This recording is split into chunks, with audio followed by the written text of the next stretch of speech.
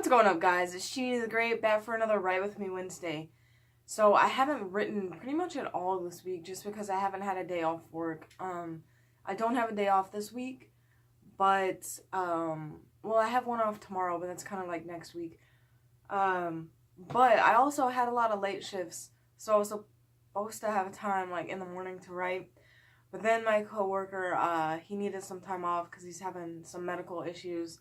So I've been working really early and just had no time to write. But I'm writing now, and what I did yesterday is I'm working on chapter 3 of the novel. So yesterday I read chapter 3 of the first draft, and honestly there's not that much that needs to be changed. Like, I think this is one that I don't have to completely rewrite because there's a lot of good qualities I like in it. So what I did is just copy and pasted it into the second draft, and now I'm going to go through and change what needs to be changed.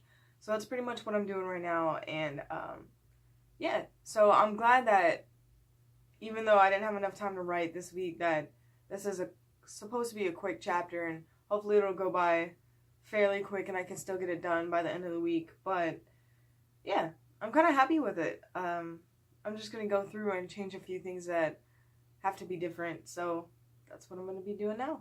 Alright, so it took about an hour to just change everything that needed to be changed. But I like where it's at, and I'm glad I didn't have to change too much. As I started writing more and more chapters on the first draft, I feel like the style I wrote them in began to change. So at the beginning it was very, I don't know, kind of depressive, but also just like very action oriented. And when I would try to put detail into it, it was more like I was trying to describe everything a little bit. But in this specific chapter, I realized when I was reading back that instead of trying to describe everything in the scene, I just described small little things that you wouldn't think would have any importance whatsoever.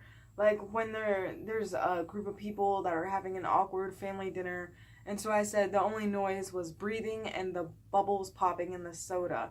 So that's like, I'm not describing everyone's posture and everyone's attitude and the air and everything like that. All I did was point out the fact that it's very quiet, and that it's so quiet you could hear the soda fizzing.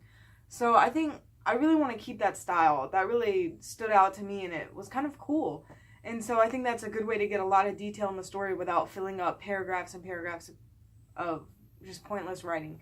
So yeah, chapter 3 is now finished.